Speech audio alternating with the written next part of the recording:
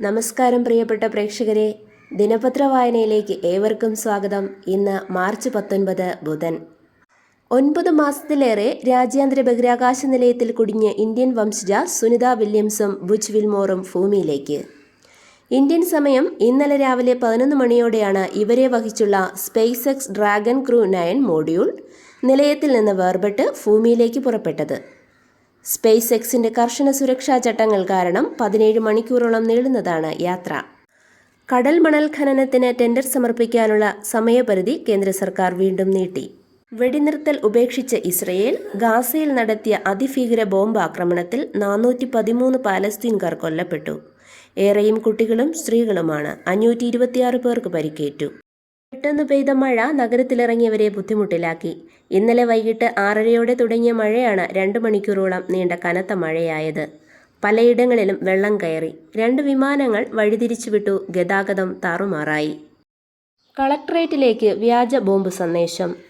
Bomb ഭീഷണിയെ തുടർന്ന് പരിശോധനയ്ക്കായി സിവിൽ സ്റ്റേഷന് പുറത്തിറങ്ങിയ ഉദ്യോഗസ്ഥർക്കും അവിടെ എത്തിയ ജനങ്ങൾ, മാധ്യമപ്രവർത്തകർക്കുമടക്കം 200-ലേറെ പേർക്ക് തേനീച്ചകളുടെ കുത്തേറ്റു.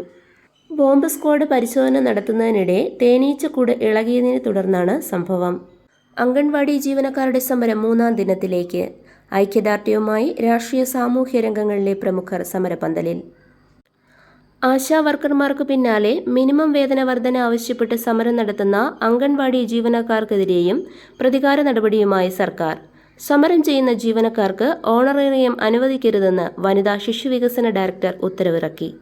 വ്യാപാര വ്യവസായ സ്ഥാപനങ്ങൾ തദ്ദേശ സ്ഥാപനങ്ങളിൽ നൽകേണ്ട വർദ്ധിപ്പിച്ച തൊഴിൽക്കരം ഒഴിവാക്കണമെന്നാവശ്യപ്പെട്ട് കേരള സംസ്ഥാന വ്യാപാരി വ്യവസായ സമിതിയുടെ നേതൃത്വത്തിൽ സെക്രട്ടേറിയറ്റ് മാർച്ചും ധർണയും നടത്തി. ഇനി കാഴ്ചപ്പാട് പേജ് നോക്കാം. ഇച്ഛാശക്തിയും അതിജീവനശേഷിയും കാൽച്ചിറകുകളാക്കി ലോകത്തെ പ്രാർത്ഥനകൾക്കിടയിലൂടെയായിരുന്നു ചരിത്രത്തിലേക്കുള്ള മടക്കയാത്ര. ഇന്ത്യക്ക് കൂടി അവകാശപ്പെട്ട സുനിത വില്യംസ് ഒരാഴ്ചത്തെ ബഹിരാകാശ ദൗത്യത്തിനായി നാസയിലെ തന്നെ ബുച്ച് വിൽമോറിനൊപ്പം രാജ്യാന്തര ബഹിരാകാശ നിലയത്തിലേക്ക് പോയത് കഴിഞ്ഞ വർഷം ജൂണിലാണ്. പേടകത്തിന്റെ തകരാർ മൂലം മടക്കയാത്ര മുടങ്ങി 287 ദിവസം അവർക്ക് ബഹിരാകാശ നിലയത്തിൽ ചിലവിടേണ്ടി വന്നു. ഭൂമിയിൽ നിന്ന് 400 കിലോമീറ്റർ ഉയരത്തിലുള്ള രാജ്യാന്തര ബഹിരാകാശ നിലയത്തിൽ നിക് ഹേഗും അലക്സാണ്ടർ ഗോർബുനോവും പിന്നീട് എത്തി. ബഹിരാകാശ നിലയത്തിൽ കുടുങ്ങിയവരെ തിരിച്ചെത്തിക്കാനുള്ള ആലോചനകൾ പലതവണ മുടങ്ങി. ആശങ്കകൾ ഉയർന്നു. അപ്പോഴൊക്കെയും സുനിതയും സഹപ്രവർത്തകരും സാങ്കേതികവിദ്യയുടെ മികൽ വിശ്വാസമർപ്പിച്ച് ദിവസങ്ങൾ തള്ളിനീക്കി. വിദ്യാഭ്യാസം. കാലടി സംസ്കൃത സർവകലാശാലയിൽ PG അപേക്ഷ ഏപ്രിൽ 16 വരെ. ഈ വർഷത്തെ മെഡിക്കൽ PG പ്രവേശന പരീക്ഷ ജൂൺ 15 നടക്കും. തെരഞ്ഞെടുപ്പുകളിലെ പോളിംഗ് ശതമാന കണക്കുകളിൽ വ്യത്യാസം വരുന്നതിലെ ആശങ്ക പരിശോധിക്കാൻ സുപ്രീം കോടതി തെരഞ്ഞെടുപ്പ് കമ്മീഷനോട് ആവശ്യപ്പെട്ടു. ഇടുക്കിയിൽ ആയിരക്കണക്കിന് ഏക്കർ ഭൂമി ഭരിക്കുന്ന രാഷ്ട്രീയ പാർട്ടികളുടെ പിൻബലത്തോടെ കയ്യേറിയിരിക്കുകയാണെന്നും ഇവരെ ഒഴിപ്പിക്കുന്നതിലും അർഹതപ്പെട്ടവർക്ക് പട്ടയം നൽകുന്നതിലും സർക്കാർ പരാജയപ്പെട്ടെന്നും ആരോപിച്ച് നിയമസഭയിൽ നിന്ന് പ്രതിപക്ഷത്തിന്റെ വാക്കൌട്ട്. NSS മാനേജ്മെന്റിന് കീഴിലുള്ള സ്കൂളുകളിൽ ഭിന്നശേഷി സംവരണ തസ്തികകളിൽ ഒഴികെ നടത്തിയ നിയമനങ്ങൾക്ക് അംഗീകാരം നൽകാൻ സുപ്രീം കോടതി വിധി അനുസരിച്ച് സർക്കാർ ഉത്തരവായി. ഈ സ്കൂളുകളിൽ നിയമന അംഗീകാരം കാത്തിരിക്കുന്ന 300ഓളം പേർക്കാണ് ഗുണം ലഭിക്കുക. രക്ഷിതാക്കളുടെ സ്നേഹം പകുത്തുപോകുമെന്ന ആശങ്കയിൽ 4 മാസം പ്രായമുള്ള പെൺകുഞ്ഞിനെ കിണറ്റിലെറിഞ്ഞു കൊന്ന് 12 വയസ്സുകാരി. വർഷങ്ങളായി പാപ്പനശ്ശേരിയിൽ താമസിച്ച് ആക്രിപെറുക്കി ജീവിക്കുന്ന തമിഴ് ദമ്പതികളുടെ കുഞ്ഞാണ് കൊല്ലപ്പെട്ടത്. അച്ഛൻ മരിക്കുകയും അമ്മ ഉപേക്ഷിച്ചു പോവുകയും ചെയ്ത പെൺകുട്ടിയെ ഏതാനും മാസം മുൻപാണ് ഇവർ തമിഴ്നാട്ടിൽ നിന്ന് കൂട്ടിക്കൊണ്ടുവന്നത്. കായികം. IPL ടീമുകളുടെ ശക്തി ദൗർബല്യങ്ങൾ ഇന്നറിയാം. മുംബൈ, ചെന്നൈ, ബംഗളൂരു, ഹൈദരാബാദ്, കൊൽക്കത്ത ടീമുകൾ ഇന്ന്. IPL 18ാം സീസണിൽ 4 ടീമുകളിലായി 4 കേരള താരങ്ങൾ.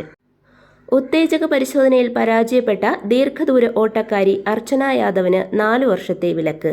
രാജ്യത്തെ പൊതുമേഖലാ ബാങ്കുകൾ 6 വർഷത്തിനിടെ എഴുതിത്തള്ളിയത് 7,28,889 കോടി രൂപയുടെ കടം. അതേസമയം എഴുതിത്തള്ളിയ കടത്തിൽ 2.27 ലക്ഷം കോടി രൂപ പൊതുമേഖലാ ബാങ്കുകൾ തിരിച്ചുപിടിച്ചതായി കേന്ദ്രമന്ത്രി നിർമ്മല സീതാരാമൻ രാജ്യസഭയിൽ അറിയിച്ചു. CPMന്റെ സംസ്ഥാനത്തെ പുതിയ ആസ്ഥാന മന്ദിരം അടുത്ത മാസം തുറക്കും. നിലവിലെ ആസ്ഥാനമായ പാളയത്തെ AKG സെന്ററിന് എതിർവശത്ത് വാങ്ങിയ 32 സെന്റിൽ 9 നിലകളായി നിർമ്മിക്കുന്ന കെട്ടിടത്തിന്റെ ജോലികൾ അവസാന ഘട്ടത്തിലാണ്. നെടുമങ്ങാട് മുണ്ടേല രാജീവ് ഗാന്ധി വെൽഫെയർ സഹകരണ സംഘത്തിലെ 162 നിക്ഷേപകരുടെ 32 കോടി രൂപ തട്ടിപ്പു നടത്തിയതുമായി ബന്ധപ്പെട്ട കേസിൽ സെക്രട്ടറി VS രാഖിയെ ക്രൈംബ്രാഞ്ച് അറസ്റ്റ് ചെയ്തു. AC വിൽക്കുമ്പോൾ 5 സ്റ്റാർ തന്നെ വിൽക്കാൻ ശ്രമിക്കണമെന്ന് കമ്പനികളോട് കേന്ദ്രത്തിന്റെ ആവശ്യം. വേനൽക്കാലത്തെ വൈദ്യുതിയുടെ ഉപയോഗം കാര്യക്ഷമമാക്കാനുള്ള നടപടിയുടെ ഭാഗമായാണ് കേന്ദ്ര ഊർജ്ജ മന്ത്രാലയത്തിന്റെ അസാധാരണ ആവശ്യം. LICയുടെ ഹെൽത്ത് ഇൻഷുറൻസ് പ്രഖ്യാപനം ഉടൻ. സ്വർണ്ണവില ഉയർന്നതോടെ വെള്ളി ആഭരണങ്ങളുടെ വിൽപ്പനയിൽ 40% വർധന. റെക്കോർഡ് കുതിപ്പ് തുടർന്ന് സ്വർണ്ണവില. ഈ മാസം ഇതുവരെ പവന് കൂടിയത് 2560 രൂപ. മാന്യപ്രേക്ഷകരെ, ഇന്നത്തെ ദിനപത്ര വായന ഇവിടെ സമാപിക്കുന്നു. നന്ദി, നമസ്കാരം.